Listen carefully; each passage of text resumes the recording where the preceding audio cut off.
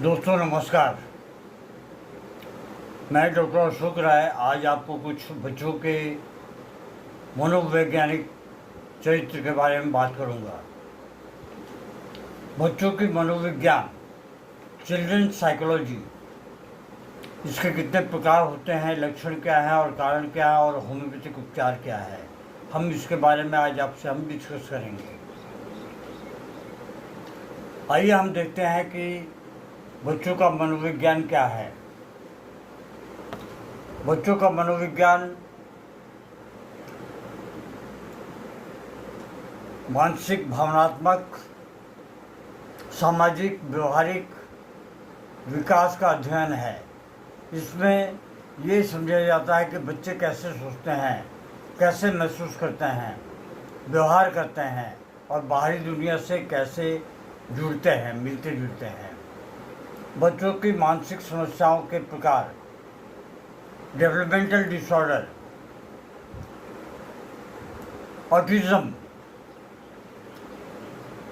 Spectrum disorder, ASD जिसे कहते हैं, ADHD, attention deficit hyper activity disorder, learning disabilities, dyslexia और इमोशनल डिसऑर्डर, भावनात्मक समस्याएं जुड़ी होती हैं।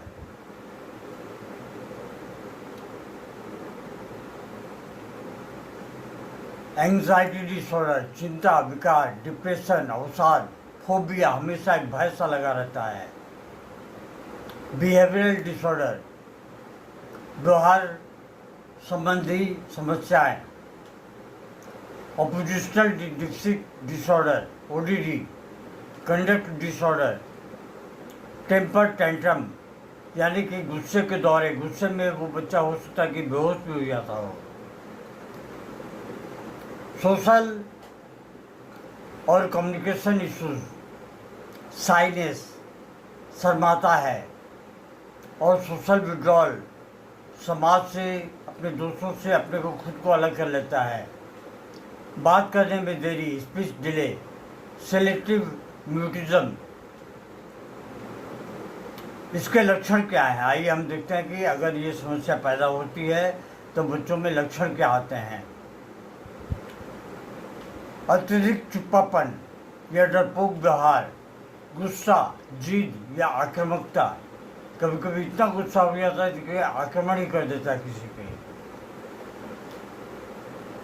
स्कूल जाने से डरना, इसे एक फोबिया रहता है स्कूल जाने का, हमेशा डरा रहता है। पढ़ाई में रुचि का ना होना, रात में डरना या बुरे सपने देखना, खिलौनों से असामान्य लगाव, अत्यधिक अकेले रहना, किसी से मिलता भी नहीं है, बार बार रोना, चिल्लाना, भाषा बोलने में देरी, बात करने में देरी, सामाजिक गतिविधियों से हमेशा दूरी बनाए रखता है। इसके कारण क्या हो सकते हैं? अगर परिवार में मानसिक समस्याओं का इतिहास है, माँ बाप को या दादा दादी को या माँ की तरफ में उसके नाना नानी को, तो ये समस्याओं का इतिहास है, तो ये हो सकता है। माता पिता का व्यवहार, माता पिता में बहुत ज़्यादा झगड़ा होना। बच्चा जब पेट में था तब भी झगड़ा होता था, बच्चा जब पैदा हुआ तब भी हो रहा है, बच्चा जब ज़्यादा सा बड़ा हुआ तब भी हो रहा है। तो ये जो है माता पिता के व्यवहार से, बच्चा जब पेट में था तो उनका, इससे हम जेनेटिक्स भी कह सकते हैं। स्कूल में दबाव या बुलिंग, भावनात्मक अपेक्षा या अकेलापन, भय, दुर्घटना या किसी प्रकार का ट्रॉमा, डिजिटल स्क्रीन पर अधिक समय, टीवी, मोबाइल, इन पर बहुत समय देना। मोबाइल के बारे में मैंने पहले भी आपको बताया है, मेरी एक अलग से वीडियो भी है, उसे आप देख सकते हैं। पोषण की कमी या नींद की कमी, बच्चा ठीक समय से सोता नहीं है और पर्याप्त नींद नहीं लेता। जिसके कारण ये समस्याएं पैदा हो सकती हैं। आइए हम देखते हैं कि इसमें होम्योपैथिक दवाइयाँ क्या हैं। पहली जो दवा है, बहुत बड़ी दवा है, वो है ब्राइटाकार्ब। ये दवा हमारे ब्रेन के वाइट मैटर और ग्रे मैटर को जाके ठीक करती है। ये जो है बोलने में देरी, शर्मिला स्वभाव और बच्चा हमेशा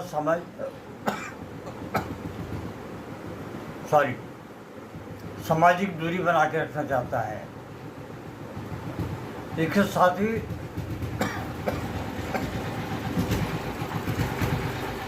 मानसिक विकास में देरी, आत्मग्लानि। अगली जो दवा है वो है ट्यूबरकुलिनियम। ट्यूबरकुलिनियम के लक्षण कुछ इस प्रकार हैं, जैसे कि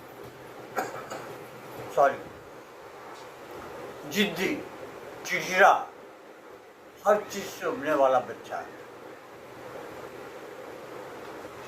बार बार बीमार पड़ना, गुस्से में चीज़ों को फेंक देता है। ट्यूबरकुलिनियम की ये लक्षण है कि बार बार चीज़ों को वो फेंक देता है। कैमोमिला, जरा सी बात पर रोना, गुस्सा करना और चुप ना होना। जितना भी चुप कराओ वो रोता ही रहता है।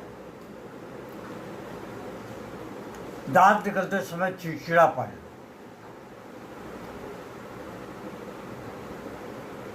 अगली जो दवा है वो है सीना, बच्चों की बहुत बड़ी दवा है। ये पेट में कीड़े के लिए भी दवा है। इसमें जो है ध्यान की कमी होती है, जिद्दी, गुस्से में दांत का पीसना, ये बच्चे का मुख्य लक्षण है। पेट के कीड़े और मानसिक बेचैनी के कारण व्यवहार में बदलाव।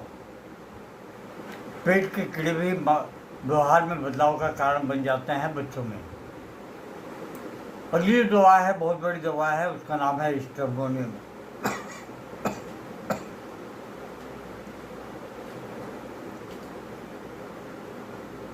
डरावने सपने, अंधेरे से डर, अकेले में न रहना, हिंसक व्यवहार, तेज गुस्सा, ये स्ट्रेबोनियम के खासा लक्षण हैं। आइए हम चलते हैं अगली दवा की तरफ में, वो है साइलेंसिया।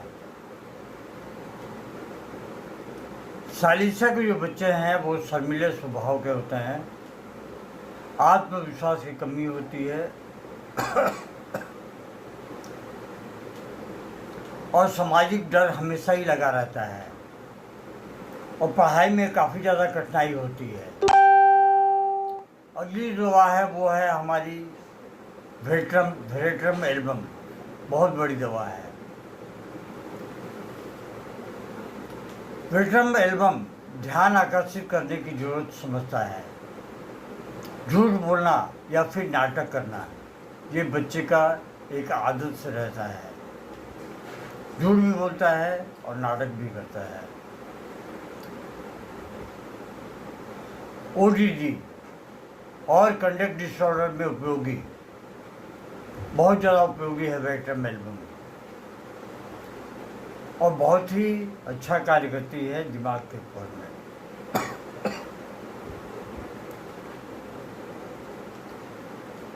इसमें आपको प्यार और धैर्य बनाए रखना पड़ेगा, डांट फटकार से नहीं, समझ में सुधार लाएं।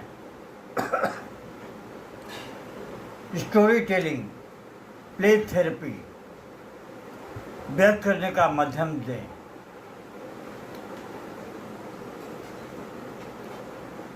स्क्रीन टाइमिंग को कम करें, मोबाइल या टीवी को देखने में, कार्टून वगैरह देखने में इसके समय को बच्चे के हाथ से फ़ोन ले लें और लेकिन उसे समझाएं कहानी की तरह।